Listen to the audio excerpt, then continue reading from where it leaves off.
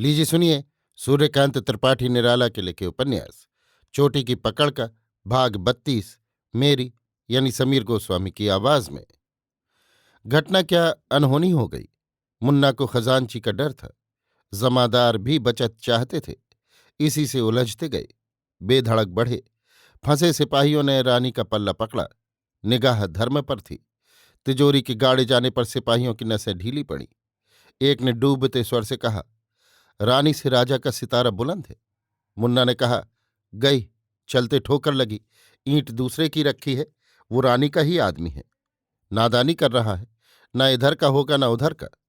मुमकिन बदला चुकाने को रानी ने दूसरा हथियार चलाया हो। धीरज छोड़ने की बात नहीं, कल परसों तक आज का अंधेरा न रहेगा। अगर कहो कि इसके लिए सजा होगी तो कांटा न लगेगा। सब लोग बाल बाल बच जाएंगे, रुपए भी मिलेंगे।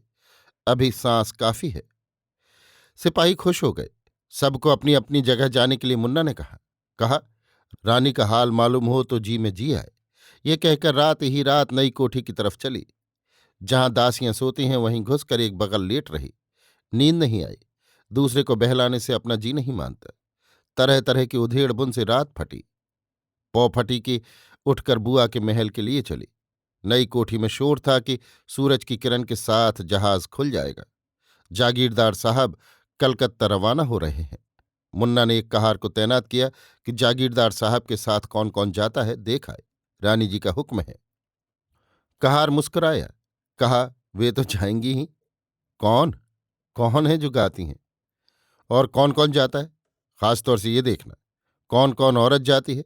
उसके साथ एक ही बांदी है? और भी कोई यहां की बांदी जाती है या नहीं? रानी साहबा इनाम देंगी, समझ गया?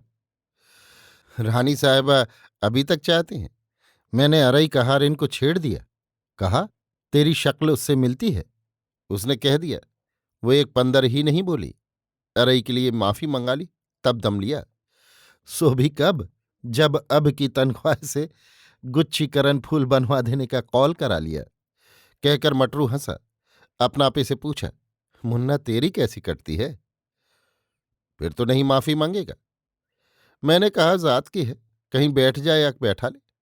राम दुहाई, आंख झप जाती है जब देखता हूं। तेरे लिए 12 महीने कातिक है।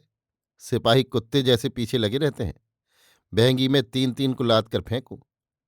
अच्छा चला जा, देखें कितनी जानकारी रखता है। इनाम में एक थान के दाम मिलेंगे, मगर पक्की खबर दे। मटरू खुश होकर जहाज घाट की ओर चला। राज का ही जहाज है, मटरू जानता है। आदमियों में सबसे दबा कहार। पहचान कर सबने राह दे दी। उस वक्त तक राजा या एजाज का आना नहीं हुआ था। मटरू सारा जहाज घूम आया, फिर एक किनारे खड़ा हुआ। आधे घंटे के अंदर एजाज की पालकी आई। एजाज किनारे उतरकर काठ की सीढ़ी से जहाज पर गई। इनाम भेजा। राजा की सवारी आई, शान से चढ़े। लोग चढ़ने लगे। जहाज खुला। मटरू ने एक एक को देखा। रह जाने वाले लोगों के साथ लौटा। एक पहर दिन चढ़ चुका था। लौटकर मुन्ना से एक एक बात कही और पुरस्कार के लिए लाचार निगाहों से देखकर मुस्कुराया। मुन्ना समझ गई। संवाद से खुश होकर पीपल वाले चबूतरे के पास दोपहर ढलते बुलाया। मटरू मानकर खुले दिल से दूसरे काम को चला। मुन्ना पुरानी कोठी चली। अभी आप सुन रहे थे सूर्यकांत त्रिपाठी निराला के लिखे उपन्यास चोटी की पकड़ का भाग 32 मेरी यानी समीर गोस्वामी की आवाज में।